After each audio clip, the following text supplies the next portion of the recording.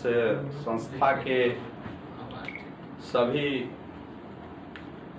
Staff, जिनको हम पारा मेडिकल नर्सिंग स्टाफ के नाम से जानते हैं, परिवार के सदस्यगण और यहाँ उपस्थित सभी हमारे साथ चल रहे प्रियजन, स्वजन, सभी लोगों का आज के इस अवसर पर हम हार्दिक अभिनंदन करते हैं।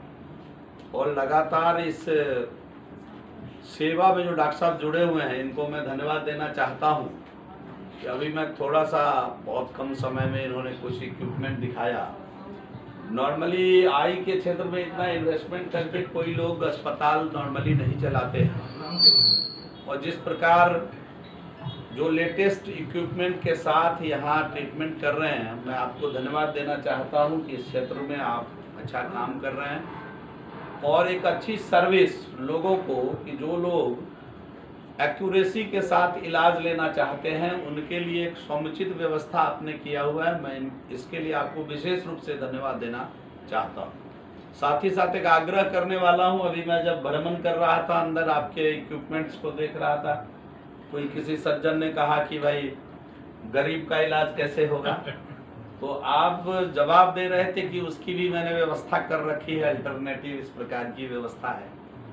देखिए, बहुत कुछ जब प्राप्त कर लीजिए, आप लंबे समय से काम कर रहे हैं, इतना बड़ा करोड़ों का इक्विपमेंट लगा के इतना बढ़िया अस्पताल, आई वॉज नॉट एक्सपेक्टिंग कि अंदर जाएंगे तो इतने इक्विपमेंट आई अस्पताल में नॉर्मली होगा। और इस प्रकार से जो लेटेस्ट तकनीक है, बिहार क्या उत्तर पूरे इस रेंज में, उत्तर नॉर्थ ईस्ट रेंज में सबसे लेटेस्ट इक्विपमेंट आपने लगाया हुआ है, ये अच्छी बात है। लेकिन जब खूब पैसा जीवन में आ जाए तो कुछ सेवा गरीबों की भी होनी चाहिए।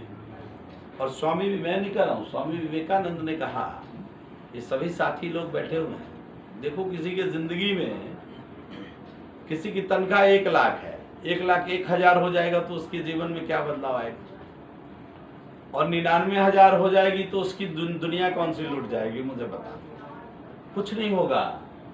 लेकिन 1,000 रुपया किसी जरूरतमंद लोगों को हम अगर दे दें तो उसके जीवन में बदलाव आ जाएगा। अगर हम ऐसा तय कर ले कि एक गरीब आदमी है, एक ऐसा आदमी है, जरूरतमंद आदमी है, उसको मैं चुपचाप 1,000 रुपये से मदद करूँ। अब कुछ लोग, जैसे हम लोग राजनीतिक क्षेत्र के लोग हैं, तो कई बार काम करते हैं तो उसके लिए कहीं प्रचार भी कर लेते हैं कि हमने ऐसा किया।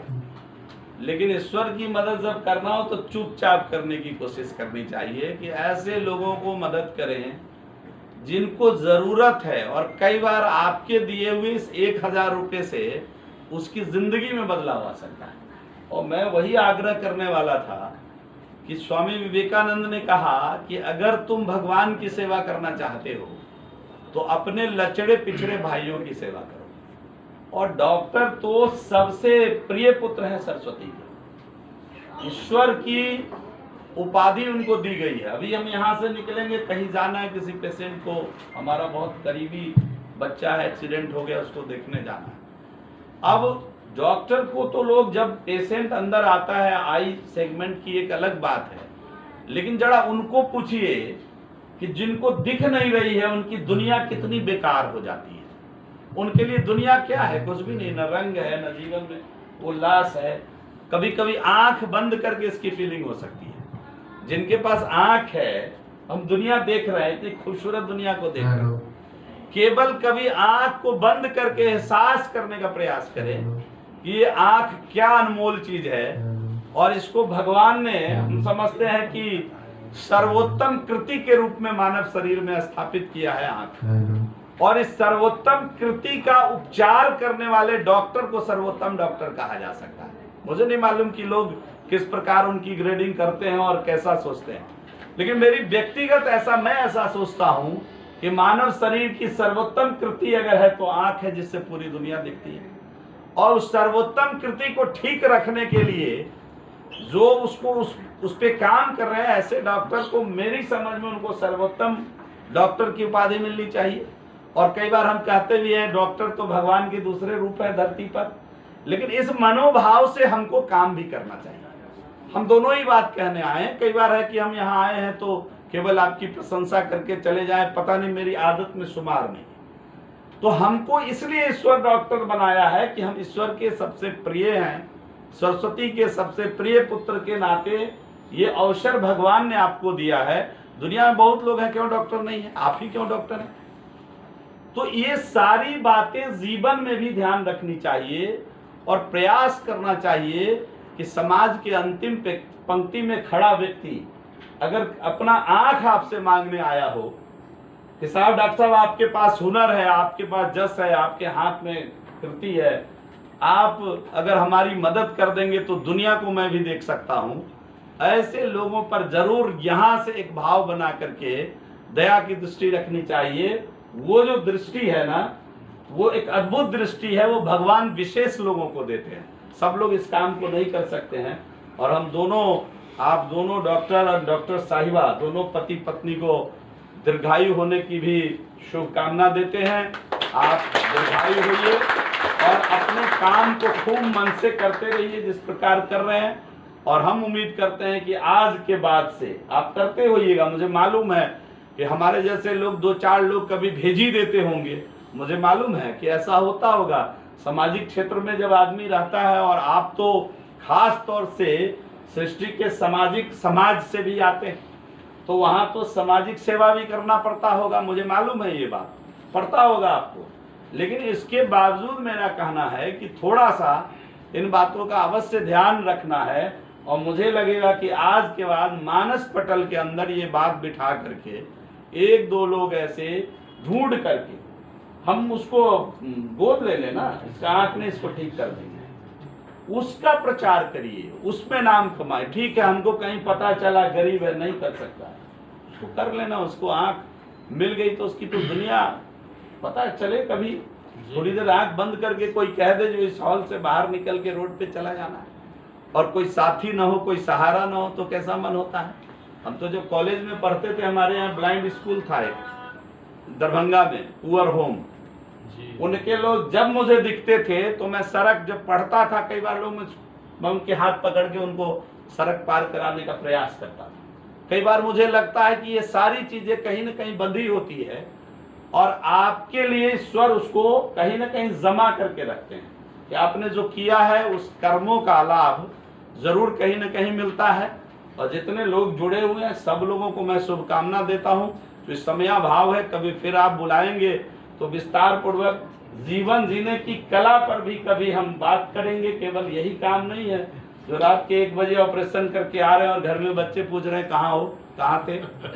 तो जिंदगी भी जीनी है, जिंदगी की जीवन में भी तालमेल बिठा करके जो घर के लोग हैं उनको भी समभाव के साथ कैसे हम आगे लेकर के चले। जो साथ लोग काम कर रहे हैं उनके मन में भी ये भाव आए कि इस घर को छोड़ के मुझे नहीं जाना है, इस संस्था से मुझे नहीं जाना है। और इस प्रकार का जो पारिवारिक प्रेम है, इस नाते जब सबको हम जोड़ कर चलते हैं तो बाहर जब कभी आप अपना फंक्शन करेंगे तो कहेंगे ना कि ये दृष्टिपुंज परिवार है। तो इस भाव के साथ अपने लोगों को भी संभाल कर आगे चलना है। बस मैं यही आपसे विनती करने आया हूँ। मतलब कई बार कहीं जाता हूँ और लोग समझते हैं कि आज उद्घाटन है तो केवल अच्छी बात कहेंगे हमारे लिए, लेकिन जब सुझाव देते तो अगली बार वो बुलाते नहीं। अगली बार फिर जिनको बुलाएंगे तो कहीं पूछ ना दे कि आप इस पर क्या काम किए हैं। तो कई बार ऐसा होता है कि एक ही बार मैं जाता हूँ, कहीं दोबारा जा नहीं पाता। इसलिए मैं भी दिल की बात बता के ही आता हूँ कि साहब ऐसा करिए। और निश्चित रूप से हम बहुत आग्रह करेंगे कि कुछ समाज के अंतिम व्यक्ति का भी सेवा करिए। इस कार्य के लिए भगवान आपको यहाँ भेजा है, मैं ऐसा मानता हूँ। और इस यही बात मैं सभी लोगों को, मैं किशन गुप्त ने तो लिखा है कि नर हो न निराश करो मन को, कुछ काम करो, कुछ काम करो। तो आदमी बन के जो आया है उसको मन को छोटा नहीं करना है, मन को बड़ा करके काम करना है। भगवान ने मनुष्य को सर्वोत्तम कृति के रूप में स्थापित किया है। और यहाँ बैठे जितने लोग हैं केवल ठानने की बात है।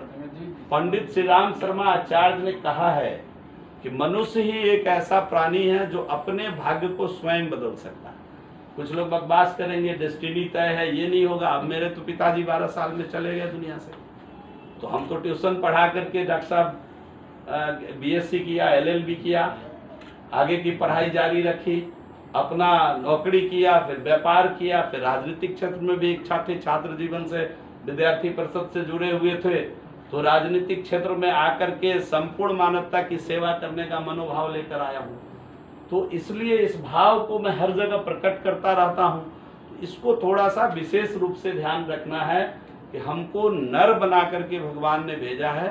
तो जो पंडित श्री राम शर्मा आचार्य कहते हैं कि तुम अपने भाग को स्वयं बदल सकते हो, इसके लिए डेडिकेशन होना चाहिए। और कैसा डेडिकेशन?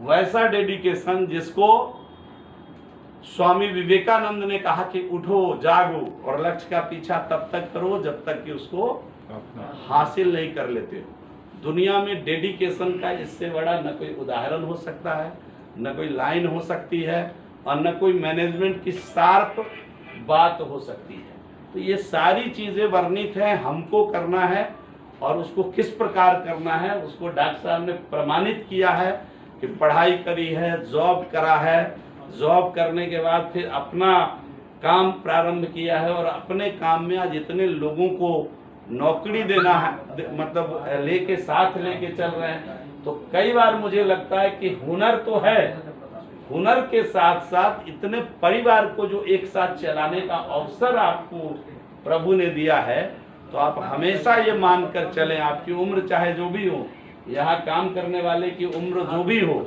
इन सब को ये समझकर चलना है कि हम इसके अभिभावक हैं और ये हमारे बच्चे हैं। और इस भाव के साथ सबको जब जमा करके चलेंगे तो ये और बड़ा नाम होगा और विश्वसनीयता के साथ आगे बढ़ेगा। आप सभी को बहुत बहुत धन्यवाद, बहुत साधुवाद। आप खूब तरक्की करें, खूब स्वस्थ रहें और खूब अपने जीवन में